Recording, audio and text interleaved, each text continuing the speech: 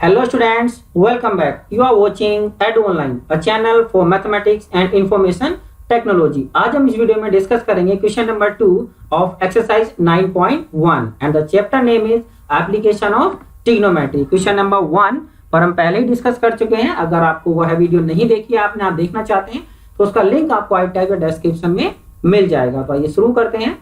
Question number 2 क्या दिया हुआ है इसमें हमें.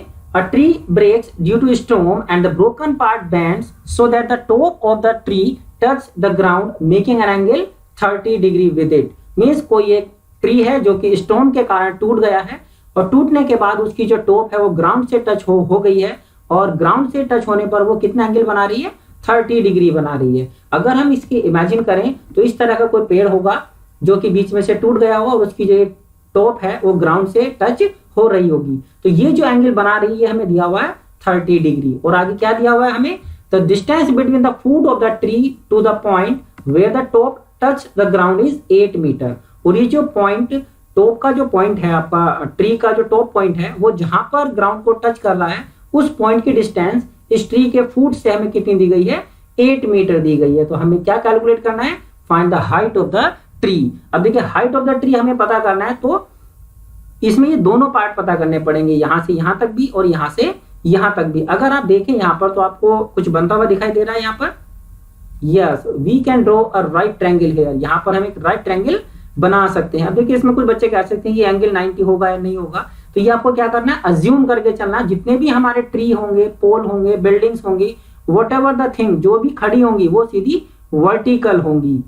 तो वो एंगल हमको 90 ही अज्यूम करना है. तो ये इस तरह से हम राइट ट्रायंगल बना सकते हैं. और अगर हम इसके वर्टिसेस के नाम दे दें तो ट्रायंगल हमारा क्या कहलाएगा ABC. और ये एंगल हमारा कितना होगा 30 डिग्री. और इनके बीच की डिस्टेंस इस फुट के और इस टॉप के बीच की हमें दी गई है 8 मीटर. तो इस तरह से हम जो प्रॉब्लम है वहां से इंफॉर्मेशन लेने के बाद एक फिगर बनाएंगे और फिगर में हमारे राइट ट्रायंगल होगा और कुछ एंगल्स हमें दिए गए होंगे, कुछ हमें डिस्टेंस दी गई होंगी और उनकी मदद से हमें बची हुई जो डिस्टेंस है या हाइट्स है वो कैलकुलेट करनी होती हैं. तो अभी के लिए मैं इस जो हमारा ये इमेज है ट्री की मैं इसको थोड़ा रिमूव कर देता हूं ताकि आपको जो ट्रायंगल है वो क्लियरली विजिबल हो जाए.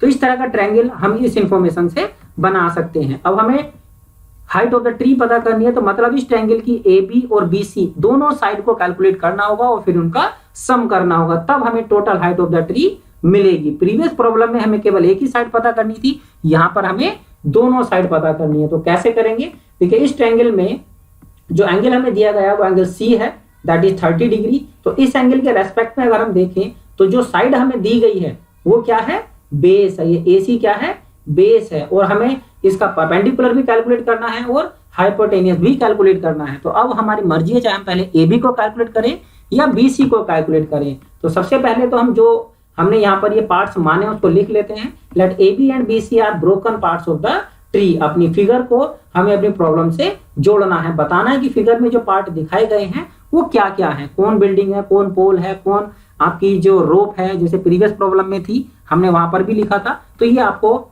लिखना होगा. उसके बाद अब हमें देखेंगे कौन सा ट्रिग्नोमेट्री रेशियो में यूज करना है.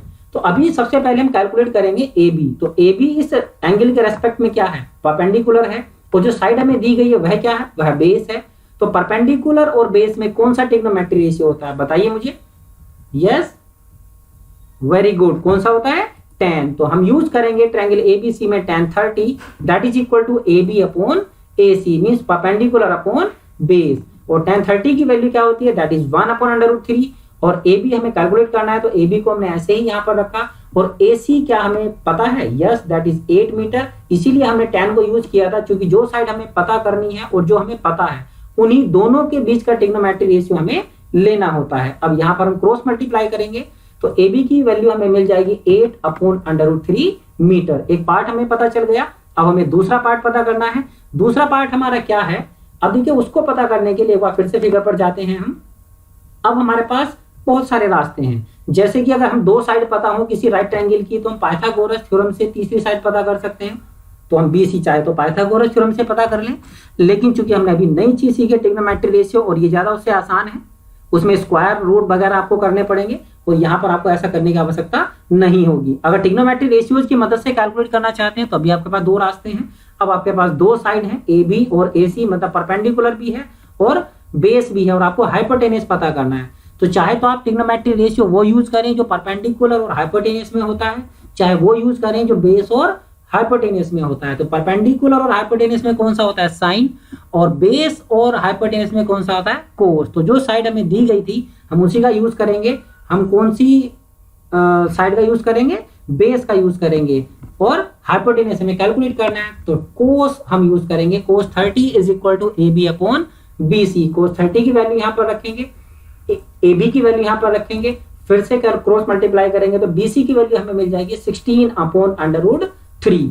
अब ए बी और B C are the parts of the tree, हमें चाहिए था total height of the tree, तो हम क्या करेंगे दोनों को ऐड कर देंगे। Height of the tree is equal to A B plus B C, value replace करेंगे, दोनों का डिनोमिनेटर सेम है तो एलसीएम लेना आसान हो जाएगा, that is only the √3। Numerator दोनों ऐसे ही ऐड हो जाएंगे 24/√3। अब देखिए कभी भी जब हम आंसर देते हैं तो हमारा डिनोमिनेटर क्या होना चाहिए, रेशनल होना चाहिए। अगर इरेशनल है तो फिर हमें उसे क्या करना होता है, रेशनलाइज करना होता है। रेशनलाइज करना हमने क्लास 9th में सीखा था, अब उसे हमें यहाँ पर यूज करना है। तो √3 से हम ऊपर नीचे मल्टीप्लाई करेंगे, क्योंकि जो डिनोमिनेटर में स्क्वायर रूट में अगर हमारा होता है तो उसी से हमें मल्टीप्लाई करना होता है। अब इनकी मल्टीप्लाई करेंगे तो ऊपर हो जाएगा 24 मल्टीप्लाई √3, और √3 की मल्टीप्लाई √3 से करेंगे तो क्या बन जाएगा 3। अब इस 3 से हम क्या करेंगे 24 को कैंसिल कर देंगे, 8 टाइम जाएगा तो फाइनली हमें मिल जाएगा 8√3 मीटर। अब हमसे क्या पूछा गया था, हाइट ऑफ द ट्री। तो फाइनली में हम स्टेटमेंट लिखेंगे hence the height of the tree is 8√3 metre. तो दिस वे देखिए ट्री को हमने एक्चुअली नहीं नापा और केवल हमें एक एंगल और उसकी जो फुट और टॉप के बीच की डिस्टेंस थी उसी की मदद से हमने height of the tree calculate कर ली। तो these are the real life applications of trigonometry. इस तरह से और भी बहुत सारी ऐसी प्रॉब्लम्स होंगी जो हम आसानी से सॉल्व कर पाएंगे, जैसे माउंट एवरेस्ट की हाइट कैसे कैलकुलेट की गई होगी, उस तरह की प्रॉब्लम्स हम देखेंगे। समुद्र में कोई अगर बीच है तो उसकी हाइट हम उसकी जो डिस्टेंस है बीच से आइसलैंड है अगर कोई समुद्र में, उसकी जो डिस्टेंस है बीच से कैलकुलेट करना चाहते हैं तो कैसे करेंगे। इस तरह की सभी प्रॉब्लम हम आगे देखेंगे एक्सरसाइज में। तब तक के लिए सीखते रहिए और सुरक्षित रहिए।